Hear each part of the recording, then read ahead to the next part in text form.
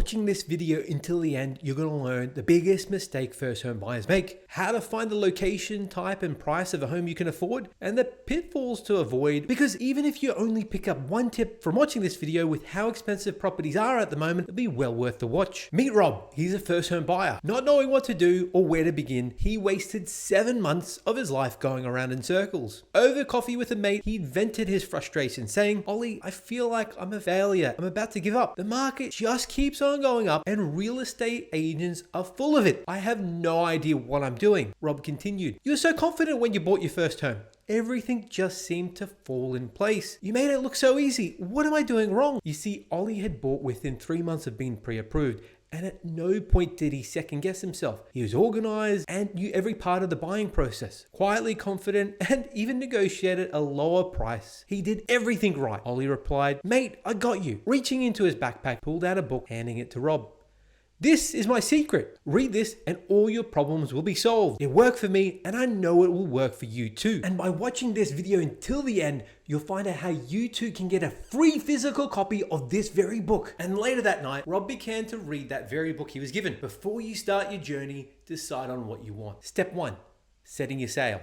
First, get a piece of paper and write down the exact bare minimum requirements you need in a property. This should include the number of bedrooms, bathrooms, car parks, and a list of no more than 5 suburbs. Now place this list in front of you and head on over to realestate.com.au. Be sure you've signed up for an account. Now go to the sold section listing and update the filters so it matches the properties you're interested in based on the list you've just created. And stick with me, this is all going to make sense in a moment. Once you've done this, sort by the most recent sales first. Focus on what's sold within the last 4 to 6 weeks. Anything older, simply ignore, as it doesn't indicate where the market currently is. Now, in my example, you can see here from the 30th of April to the 25th of March, there's about 6 properties sold, with 3 properties having no price as to what they sold for. To find this information, you go to the filter and change the price range from minimum to maximum to find out what this was. So in my example, you can see I've changed it to 850 to 900, and it still shows this property here. Knowing this, save the property to your favorites and add a note with the price range.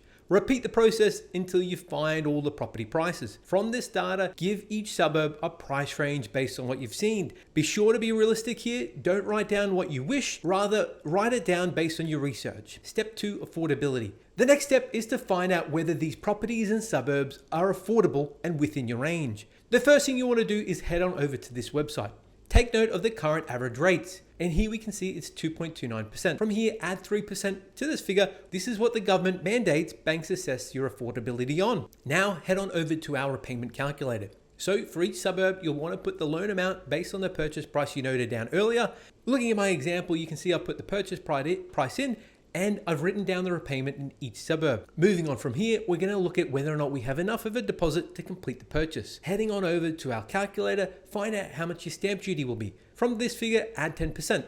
This will essentially ensure you have enough money for both the purchase and associated costs. And keep in mind, this is a rough estimate only for now. Do this in each column. From here, you're gonna have 2 questions. How do I know I can afford the repayment? And the easiest way to know whether or not you can afford the property is to remove the rent you're currently paying from the repayment you noted down earlier. The difference is how much you wanna put in your savings. Do this over a 3 to 6 month period to know you've got this. The second question is, how do you go about saving? Well, the best way to do this is to read The Barefoot Investor. It's a great book and it will help you put your savings on autopilot. Outside of this, you want to pay off high interest debt such as credit cards, create a household budget, breaking down your income, expenses, and savings each month, and know that this step can take a little bit of time. So be patient. Step 3, pre-approval. Pre-approvals are always a good idea to get at least once. Depending on the lender, they'll last between 3 and 6 months. You want to be careful though, because each application leaves a mark on your credit file, so don't overdo it. Be sure to ask your banker or broker whether your pre-approval will be automated or fully assessed. Don't waste your time on automated because they're not worth the paper they're written on. Remember, timing is everything. So it's best to hold off from applying until you're ready to start making offers on properties. Finally, a pre-approval isn't a promise. Even with a fully assessed pre-approval,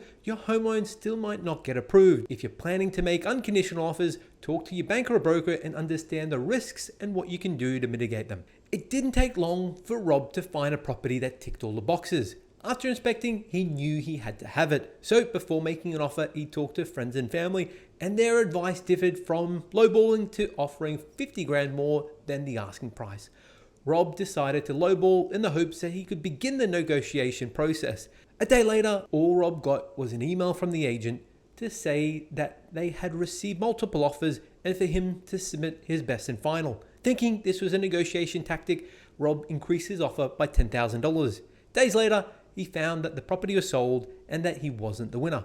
Rob was devastated, and it wasn't long until he received a call from his grandfather, who was one of the wisest people he knew.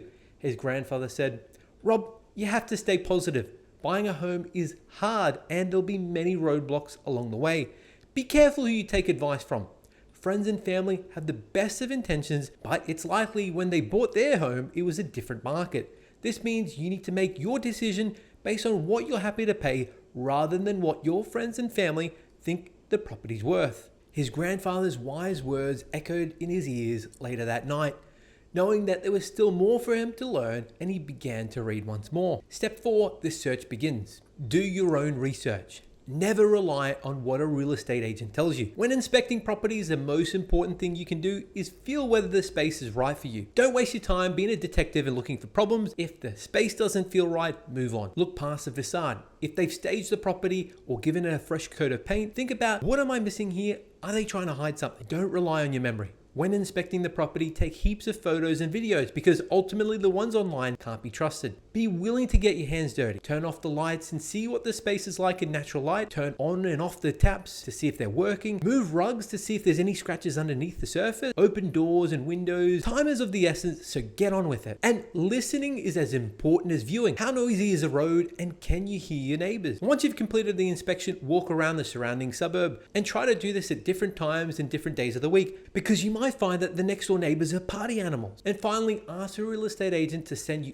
every bit of information they have on the property. This includes everything from the contract to sale, the vendor statement. In some states, this is known as a Section 32. And if it's a strata property, the minutes of the meeting, copy of the body corporate statement, including their current sinking fund. At this point, you'll have a good idea on how much you need to spend to secure the property. And if it ticks all the boxes, just go for it. Step 5, reviewing the contract. So before getting a professional involved, save yourself some money and look at the following yourself. Know the property boundaries. What's yours versus share? What's the cost of owning the property? The insurance, the body corporate, the rates? Are there any easements on the title or the property? What's the council zoning of the property and the surrounding areas? Are there any pending development proposals? Is a property or surrounding area flood or fire prone? Does the contract have a finance, settlement, cooling off, building and pest clause? Most of this information will be provided by your real estate agent. The rest can be found online fairly easily and for free depending on the state you're in. Once you're satisfied, you can employ a conveyancer or solicitor. It's always best to review with a professional before signing anything. Rob finally secured a home. His finances were approved, and now all that was left was for him to tell his conveyancer to go unconditional on the contract. Rob, after watching a YouTube video predicting that the property market was about to crash, had second thoughts. To figure out what was likely going to happen with the market, he called Cindy, an incredibly smart friend of his who, if anyone knew what was going to happen, it was her. After Rob explained his plight to Cindy, Cindy began by saying, "When I bought my first home about 2 years ago, I read copious amounts of information about property predictions, including warnings about an imminent crash. Because of this, I looked into the science of predictions. What I found was that the more complex a system, the less likely the predictions were accurate. Property involves so many variables, which means that it's nearly impossible to know what's actually gonna happen." Rob interrupted at this stage and said, Right. So whilst the crash isn't impossible, and indeed it has happened before, to predict it is near impossible." Cindy continued, "Exactly. I mean, think about it. Even Warren Buffett, the best investor of all time, says he can't time the market. When I found this out, I bought my home because I realized that it's not timing the market, rather time in the market that counts." Bonus tip. Auction. Auctions are designed to get a premium price. And if you're looking to go to auction and bid, set your own pace. Don't allow it to be dictated by the auctioneer. So if they're asking for $20,000 bids, offer $5,000. Remember, your offer only needs to be higher than the previous. Next, don't bid against yourself. Keep track of what's going on because it's very easy to be swept up in it all. And finally, the biggest mistake I see first home buyers make is bidding against vendor bids. Never ever do this. When there's no other bidders and you're the highest, let the property be passed in. you can always negotiate post-auction. What did you think of this video? Did you like the format or was it a total failure? I'd love to hear your comments below. Here at Hunter Galloway, we get home loans approved. So if you live in Australia looking for a great mortgage broker, we can help. Our service is Australia-wide and free. Visit us online at huntergalloway.com.au and get your free physical copy of the Home and Hose book. This is a very book which helped Rob change his home buying experience from total disaster to real estate master. To claim yours, visit hello.huntergalloway.com.au/book. The first 30 to enter their details will receive one free of charge. Thanks for watching, and until next time, I'll catch you then.